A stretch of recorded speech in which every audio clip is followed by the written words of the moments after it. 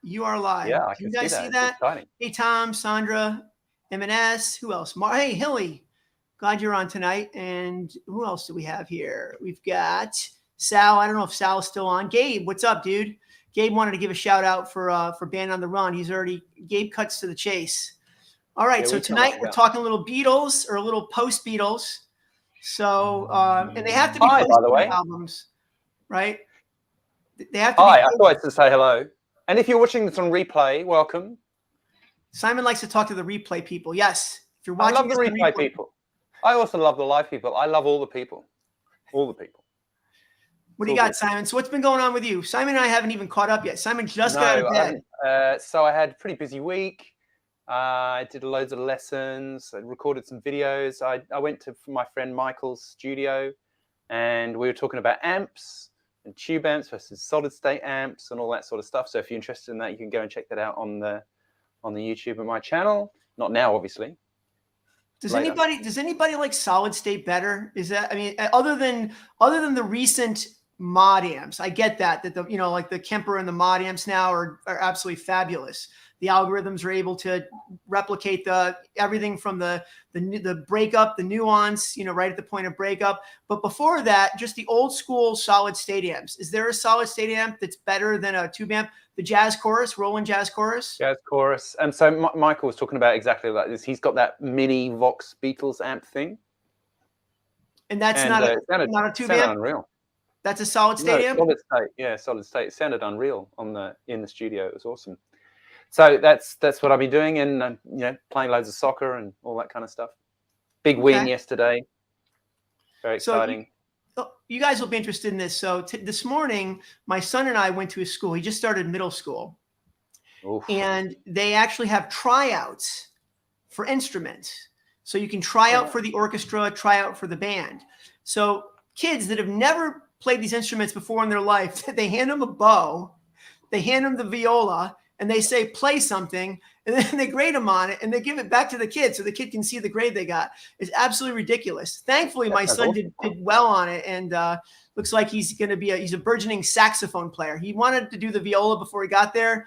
Now he's sold on the sax. So that's good. That's cool as well. I played Coltrane the whole way home, and he wasn't interested though. He was in his video game. So yeah. But it was just totally bizarre the fact that they literally just handed him an instrument and said, "Here, see what you can do. Give it a go." Yeah. Except for the trumpet guy. The trumpet guy was going like this. Look at your hands. Put your hands like this. And he's doing all this Zen stuff. I don't know if he can like look into your eyes and decide whether or not you've got what it takes to play the trumpet. I like it, man. That sounds good. Yeah. So a bit of guitar playing, just stuff. Good. Been good. How about you? How are you going? I'm doing great. I told you, other than today, I've been working hard on my new video. I think most of the people on here have seen my new video. I knew it was going to be a slow starter. Those Spark videos, any of my review videos always lag up front because there's not a lot of playing. They're kind of dry, but I did a lot of work on it, and I think there's a lot of valuable information for the people that own the Spark. And I'm banking on the fact that millions of people own the Spark. So we'll see what happens. People love that thing. Yeah, I like it too. I think it's fantastic. So, yeah, but I think other than that, I have been. What have I? Oh, and also I've been taking. I want to give a shout out to Artist Works, and I'm not affiliated with them in any way, but Artist Works. If you guys are interested in doing online lessons, it's a very unique platform where you sign up and you get the video lessons, the entire curriculum, and there's some really good players on there. Like if you do the rock curriculum, you get Paul Gilbert. And I'm doing Andy McKee. I don't know if you guys know this song Drifting has like 80 million views or 60 million views on YouTube. He's one of those guys that plays the percussive guitar, just out of this world. Fantastic. He was influenced by Michael Hedges, if you all know who Michael Hedges is. Anyway, so I've been taking his curriculum. And what you do is you can do a video exchange. So you actually make a video of yourself playing if you're having trouble with a part or you're having trouble with the overall song or you just want to perform the song. You make a recording of it, you submit it, and then you get a response from the instructor. So it's fantastic because if you want to, especially for something like fingerstyle where you want to see if your form is correct or if you're doing your percussive stuff, it's great to get some feedback directly from the instructor. So I don't know how these guys have time. It's very affordable. So I feel badly that they're getting like, $50 to to make a video, especially for me. But it's called Artist Works. All right, That sounds cool. Let's talk Post-Beatles. So at the risk of being vaguely professional, Mark, I did a tiny bit of thinking before today's live stream. Uh-oh. Okay, you know me, it's just off the cuff. Everything is off the No, cuff. I know. So I actually, I had a little look through my record collection, and I found a whole bunch of Post-Beatles records that I owned. Okay. That Hey, Sal. frankly, I'd almost forgotten that I owned. So I've got this one here, Walls and Bridges. Walls and Bridges, yeah, we were talking about that earlier. What do we like about that? What do we like about that?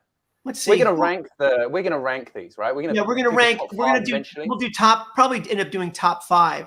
So what's you want to just get Ringo out of the way first? I mean, is the album just called Ringo really the only one that he's got that is of any notoriety? Or maybe the album that has "It Don't Come Easy" on it. I don't even know what album that is. He always had pretty good bands, didn't he, on his records? Because he's a nice guy, obviously, Ringo, and people like Ringo. So if you took his all-star band, all the musos on there were always great, right? If you took his all-star band and took each of those one-hit wonder songs, like I think Rick Derringer tours with them, who did Rock and Roll Hoochie Coo, and you get Joe Walsh, so you get a few great songs there. But I don't think that counts. Yeah. So I quite. And it's a thing of yesteryear, isn't it? The vinyl album. I know they're popular now, but they're not. It's not like the only way you can get music. But I just love all the the randomness of the stuff. It's awesome, right? I had a book like that when I was 4. There he is, doing his thing, and it's kind of cool, right? But this one's got Whatever Gets You Through the Night. What else we got on there? Scared is good. And Number 9 Dream. And I miss albums. Down and Out. How many people in the chat miss albums? I just miss the idea of being able to look at the liner notes, and I just think of all the cool stuff that I learned over the years. Yeah. Yeah, I think that the amount of time you sort of spend there reading the stuff is great. So I like that one. What do we think of this one? Does anybody love this one? Walls and Bridges. Yeah, we'll see if we get a shout out. Walls and Bridges. What other John Lennon things have we got? 5. I've got one of the big ones. One of the big John Lennon ones. What we got here? Whoa. Imagine. Okay, Imagine's got some good songs on it, right? How? Yeah. It's got a bunch of things on there. Title track. It's got Oh Yoko is on there, right? Anybody wants to play Oh Yoko? That's an easy one. I think it's a 5th fret capo. It's just a G to that passing to E. Yeah. I mean,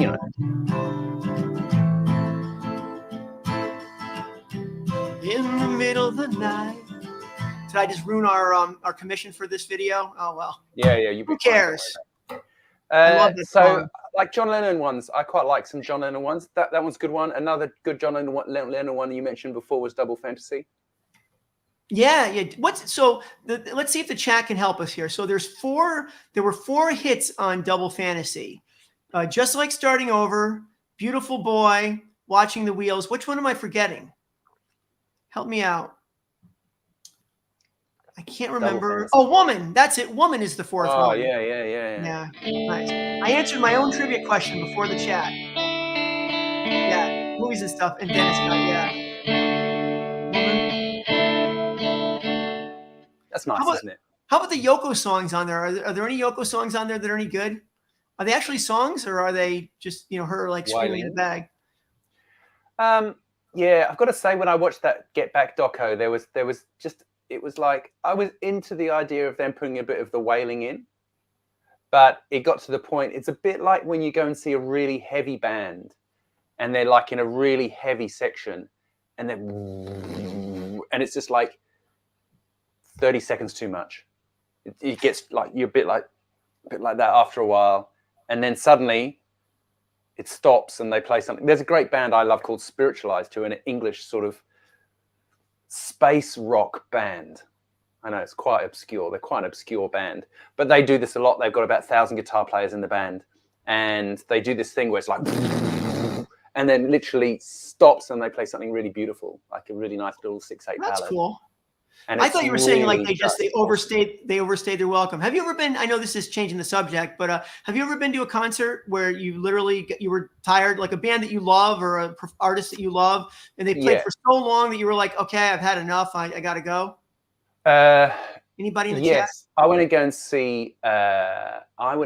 Maceo Parker, who was James Brown's music director. Yeah, sure. It was in Germany in a downstairs bar somewhere in 1994 or 5 or something, and they played for ages, and it was awesome. I loved it, and it just got to after about 3.5 hours, and I was like, I've just got to go home. Yeah. I've had enough. Yeah, I saw Bruce in Madison Square Garden. He did 5 or 6 shows in a row, and I think we went. I think it was the third night in a row that I went. So I was already a little bruised out.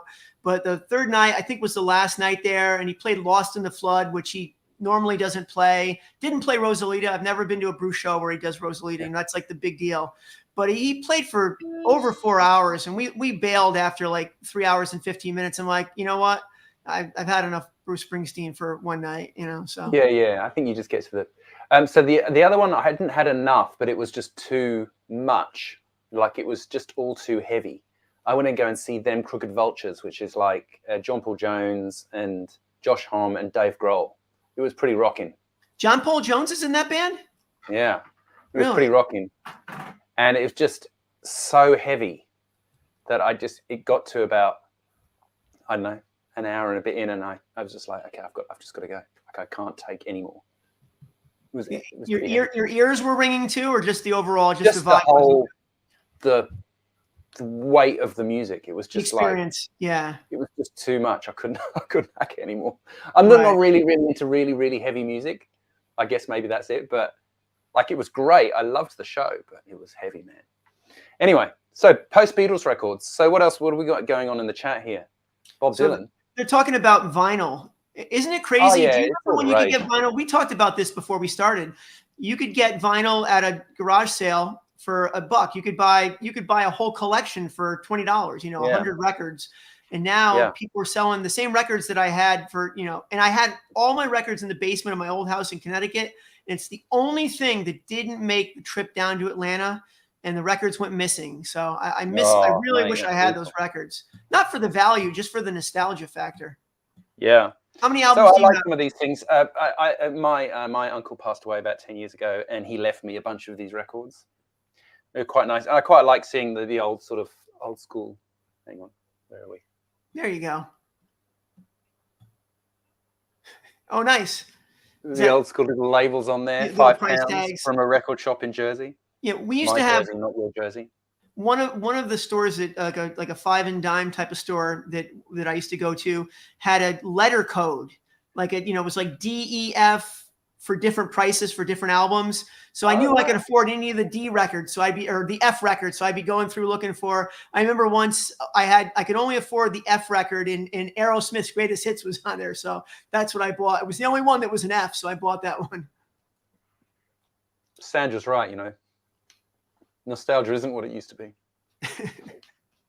So we got a bit of a consensus on great John Lennon records could make the top 5 of. So you're missing the. I think you're missing the best John Lennon album. What I think is the best John Lennon album. Yeah. Anybody out there know what I'm talking about? I mean, I think that. All right, let's see. We'll give them 10. I don't even know how. Can I guess in a second before you say? Can I guess? Yeah. I'm confident that this is going to be the one. Are we going to guess now? Movies and stuff. I'm going to go. Go ahead. Guess. Plastic Ono Band. Yeah. Oh, I hit the wrong thing, but a few of them got it. Plastic Onion, Dennis said. Plastic Onion Band. Yes. He's got his Glass Onion, but yeah, I mean, let's talk about that album for a second. So you've got Mother. Mother's okay, not an incredible song, but it's got Love Is Real. It's got Isolation is a good one. I love the song Isolation. I Found Out. I Found Out. Working Class Hero, right? Yeah. I can't sing that one. It's too low. Don't worry, Kyoko. It makes you feel small by giving you no time instead of it all. What else is on there? Oh, and God, the second to last track, right? The last one. Does anybody know without looking what's the last track on? There's a trivia question for you. What's the last track on Plastic Ono Band? Anybody know? Let's see if anybody gets that. So we'll keep rolling. So I quite like that one. My vote for best John Lennon album is Plastic Ono Band. Yours is which one? Simon? I like Imagine. Imagine, okay. You know. Yes, good job, movies and stuff. My Mummy's Dead. That is that little short nursery rhyme. All right, so let's get the since we disagree, let's get the first. How about the first 5 people to vote in the chat?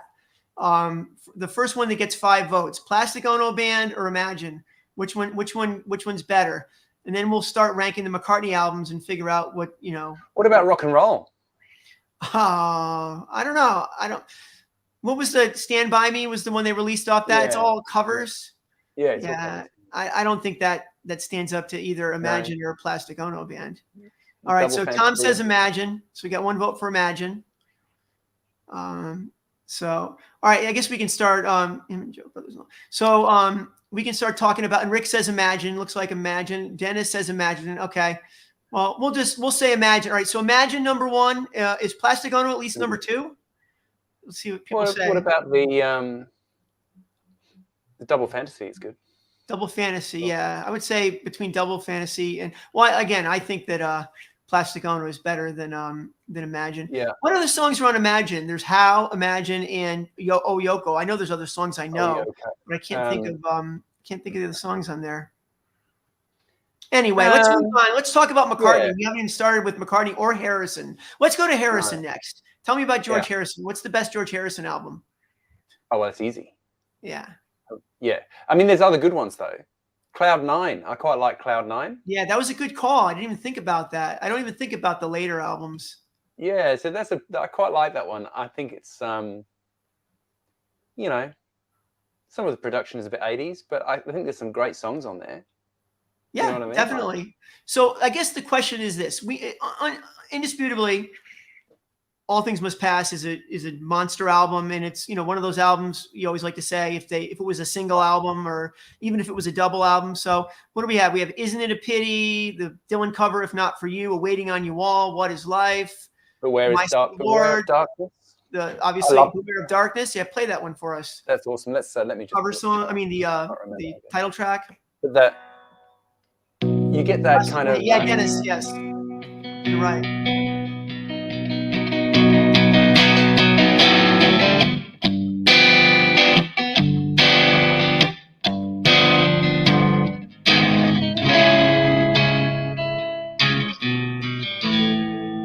Love the chords. Yeah, those changes are very George, definitely.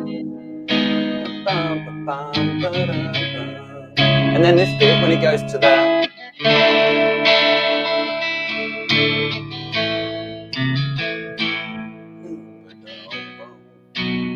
it's just clever, like the way that it modulates throughout the whole thing. It starts in B, that's like G7.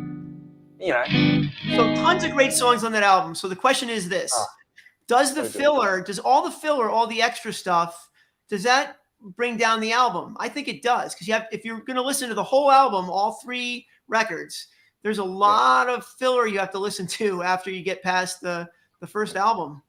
Yeah, you know, like if you take the totality of it, definitely, I've got that on CD. I think that one, and that definitely there's one CD gets played more than the other. How about the Concert for Bangladesh?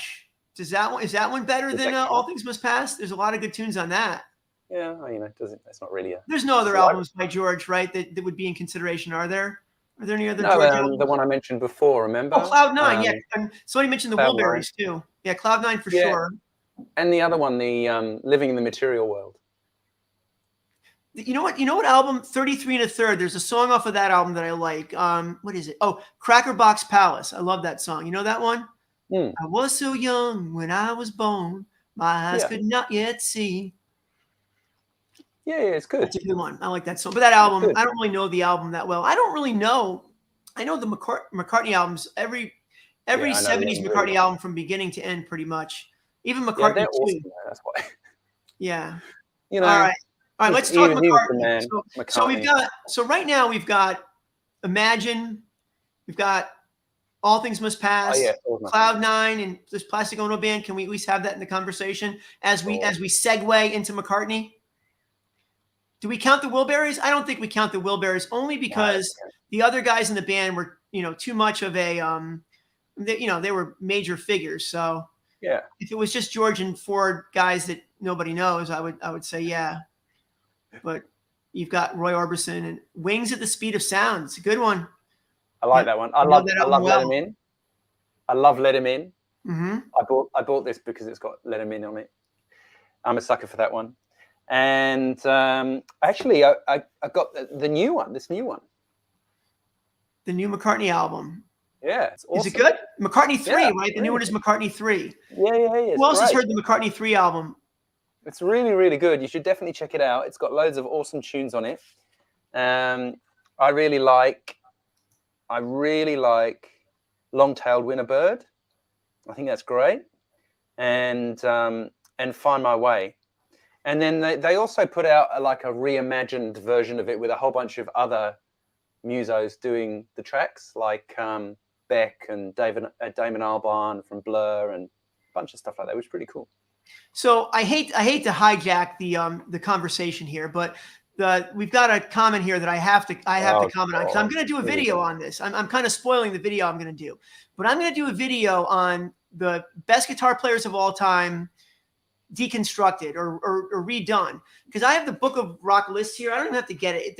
It is so stupid. It has Steve Jones from the Sex Pistols as like the 7th greatest guitar player of all time.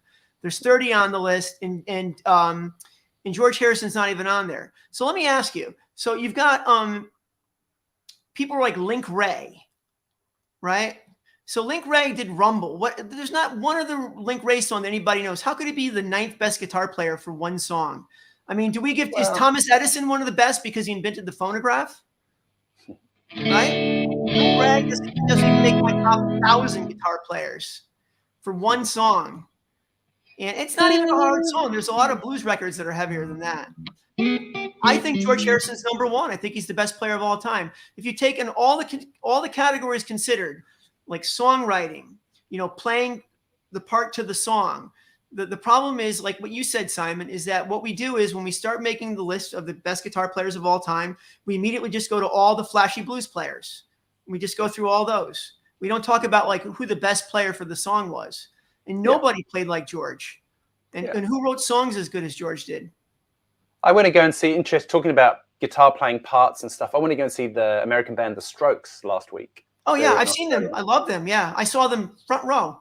Yeah, and I got to say that the guitar parts in that are awesome. Really cool ideas. Yeah, they're really good. Cool ideas. Really, really enjoyable. I definitely recommend going and see them. The singer he was a bit under the weather, but the band themselves were awesome. So I have a funny story about the Strokes. You'll laugh at me about this. I'm gonna put myself on the line here. So I saw the Strokes at a place in Hartford, Connecticut, and they were pretty cool because they had broken big by this point, but they were still honoring all the little gigs that they had booked. At least that's what I think they were doing. And they played a little 400-seat, 300-seat place. And so I just went up to the front. So I'm literally watching from the front row.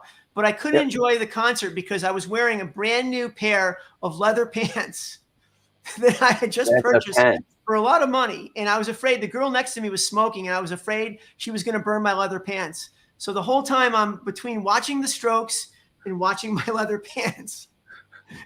Leather pants, leather pants. I used to wear leather pants on stage. Yeah. Rock and good roll. Old days. Yeah. I still have them. I can't fit into them anymore.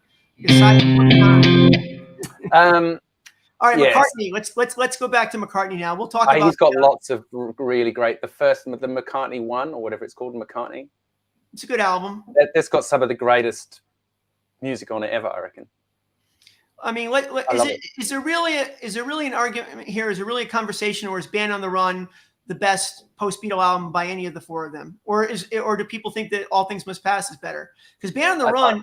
There's not a bad song on Band on the Run. Band on the Run, 11 songs from track 1 to 11. You've got Band on the Run, Bluebird, Jet, Mamunia, Mrs. Vanderbilt. You've got 1985, No One Ever Picasso's Last Words.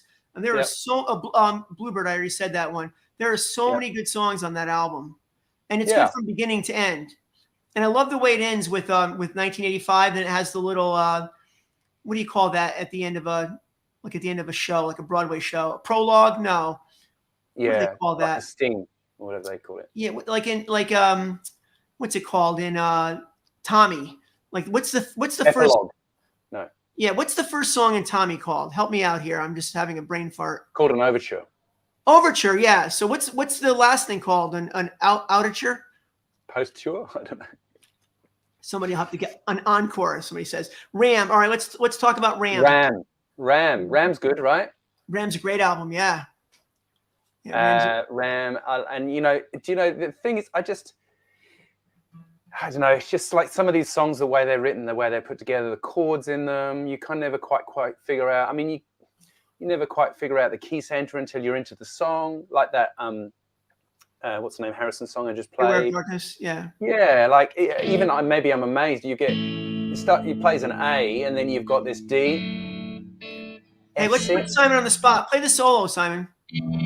Simon can think through his way through it. Oh yeah, okay. You get that. That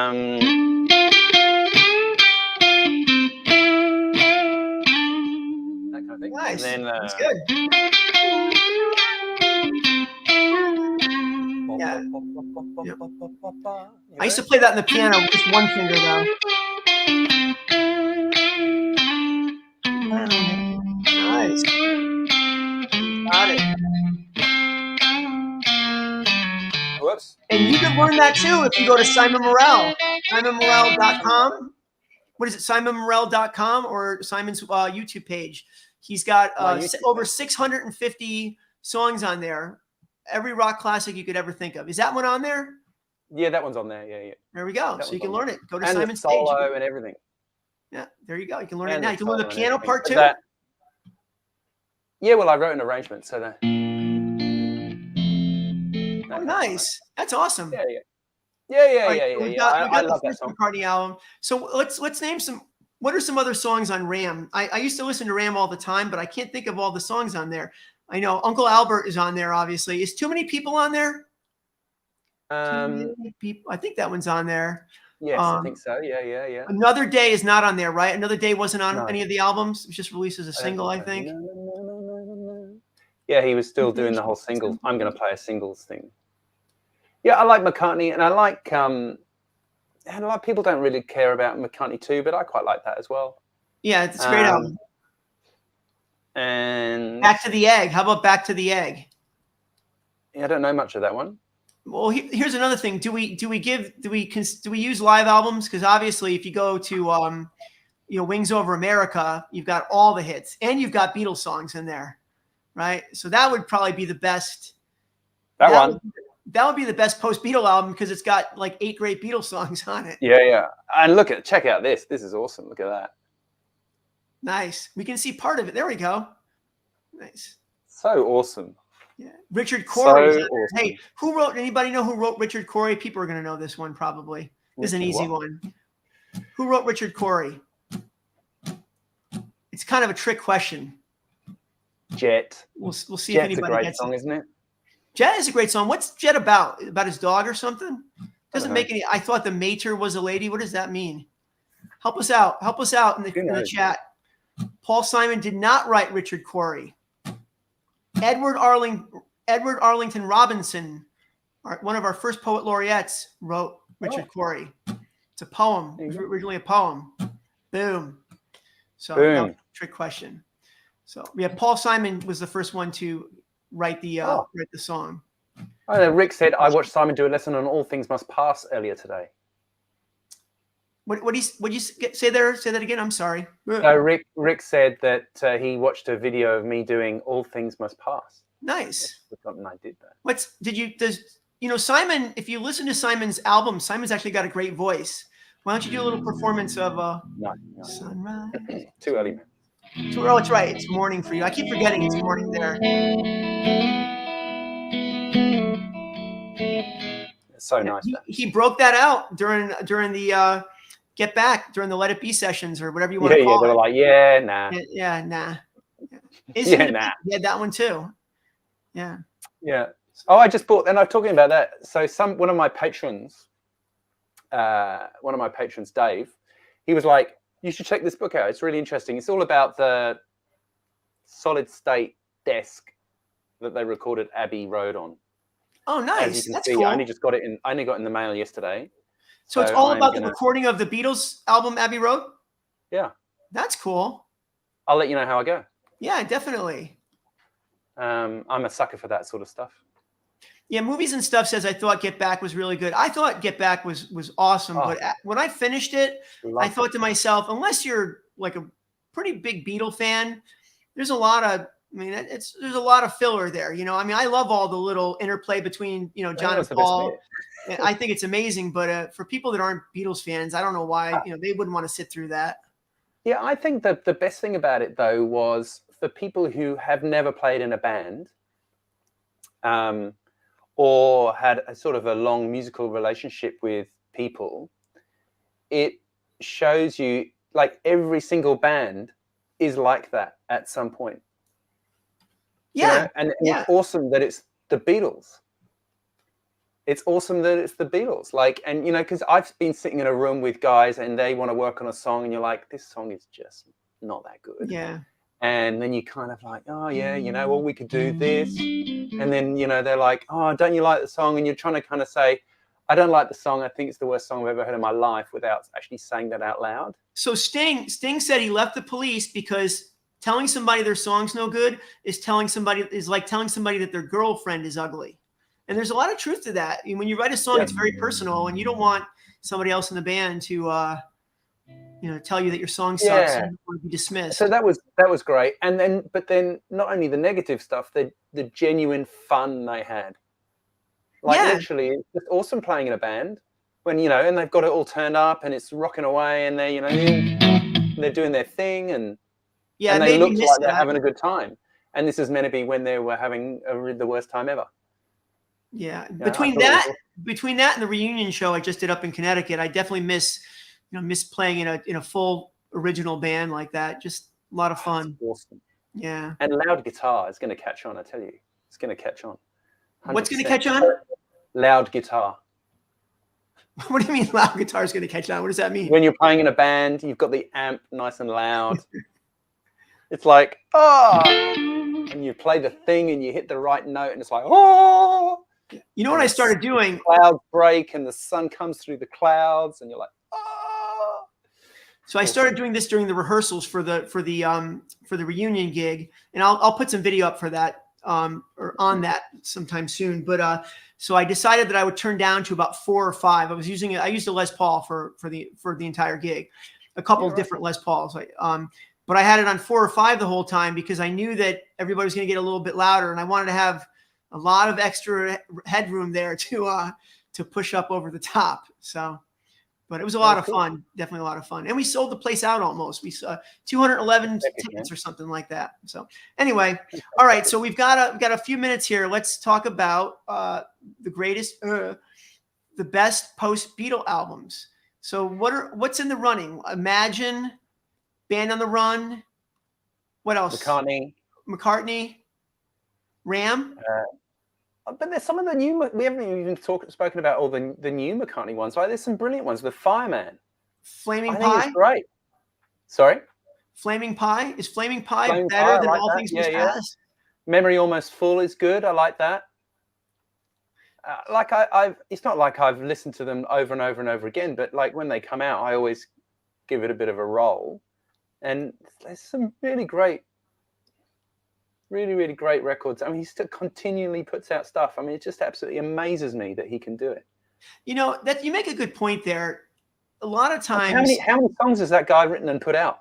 Yeah, it's unbelievable. I don't know. It must be a few. So, how many of you do you know the story about Paul and the Rock and Roll Hall of Fame? No. So, Paul was snubbed by the Rock and Roll Hall of Fame for like 5 years. How could the best songwriter in the history of rock and roll, or indisputably one of the top 10, right? You have to say that. Yeah, he's definitely in the top 10. Not get in the first year of eligibility. So, finally, in his 5th year of eligibility, I think it was, he got in. Yeah. And he showed up on stage and he was drunk. And his daughter had a T-shirt on that said "It's about effing time." A T-shirt just in big white T-shirt, big bold letters. It's about effing time. And if I was Paul, I wouldn't even have gone to that. And I give the Rock and Roll Hall of Fame zero credibility. I don't even care about it or watch anything on it because it's a joke. Just for that mere fact that they can exclude him. So yes. So what movies else? and stuff says top 10. So let's do that. Let's get a top 10. Let's do it that way. It's easier. So definitely Imagine. Definitely All Things Must Pass. Definitely Band on the Run. What else? Definitely McCartney. Yeah. Okay. What else? I would say definitely Cloud 9. Yeah, I like that. Double Fantasy. 4 kick-ass songs. That's pretty good. I mean, All Things Must Pass. You said that already, right? Yeah. Actually, I just think some of those. I don't know. I wonder if, because that's often the one that people say, oh, that's the best post-Beatles record. But I wonder if it's a little bit of like, oh, George never really got a good go in the Beatles. Let's make that number one kind of situation. Mm-hmm. And it's a sort of cool thing to say, isn't it? Yeah. Yeah. I'm good with that. Like, because nobody goes, oh, McCartney's he's got the best record, because everybody seems to have a bit of an issue with him. I don't know. All right. So we're calling it official. All Things Must Pass. Number 1 post-Beatle album. All right. What's number 2? Maybe. How about Band on the Run? Sure. Beginning to end. Yeah. Simon's doing it, but he's doing it with a little less enthusiasm than I would like. I feel that he's got other records that I prefer, but that's okay. And Mark, you're right. I enjoyed Walls and Bridges as well. What's after Walls and Bridges? Mind Games? I think that's before Mind Games is 73. Mind Game is 73. Walls and Bridges is like 74, 5. And then Walls and Bridges 74, Rock and Roll 75, then the hiatus until 80? Yeah. Yeah. Okay. Something like that. Yeah, I mean, Lennon only had a few, right? What else did he have? He had which ones did he do with Elephant's Memory? He did a couple there, 71, 72.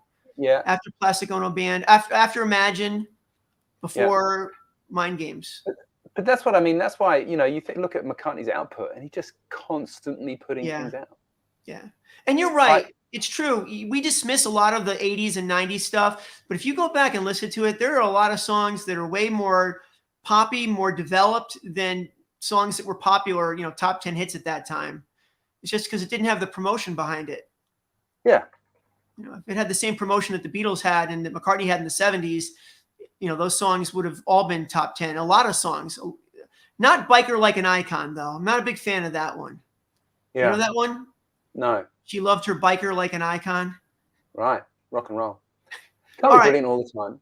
Apparently, I just Googled how many songs has Paul McCartney recorded, and it says 828. Exactly 828. How do they know that? How do they know he's recorded another one? I don't know. I just Googled. That's good. 828. A very exact number. Not like more than 800. 828. But recorded 828. How about John? Hey, I wonder with that 828, I wonder if that person that got that number watched the 3-2-1 McCartney thing with Rick Rubin. Did you see that? I watched a little bit. I haven't watched all of it yet. Fantastic. If anybody hasn't seen that, that's better than Get Back. Or not better. Really? It's cool to see the Beatles, but it's really good. Yeah, really good. There's a lot of stories on there. Here Today is a great song. Do you know the song Here Today? No. And Tug of War. So Here Today is a song he wrote about John Lennon, and he plays it in concert, and he gives it a tribute. Yeah. Right. Yeah, that's a really good one. Yeah, I forgot about that one. I forgot. I used to know how to play that. There's a lot. I mean, don't listen to that one later today, Simon. We spoke about Live and Let Die. That's on Tug of War, right? Here Today. Take It Away is on Tug of War. What else? Tug of War is a good album. Yeah. What's after Tug of War? Pipes of Peace. All right. Well, we're getting distracted here. All right. Well, so we've got, just nobody mentioned the frog chorus. Otherwise, what about Live and Let Die? Live and Let Die is good. Can't believe that's almost my favorite one. The soundtrack to the movie? Just that song, Live and Let Die. The song Live and Let Die. Oh, I like the Guns N' Roses version better. Oh yeah, the chords. You used to I just think that's amazing song for sure. Like G major, C with a G bass, G sharp diminished. Or G diminished rather, and then G7. And you get that semitone walking sort of situation. It's awesome. Somebody said, "How dare you? What did we do wrong?" Finally, it took 19 episodes of the guitar show for somebody to finally say, "How dare you?" If I they'd think been it's listening because to you just my, mentioned Guns N' Roses oh, version I'm of joking. Living That's That it. Time. Yeah, Guns N' Roses. That first album. So I'll tell you a story about Guns N' Roses. Then we gotta say goodnight.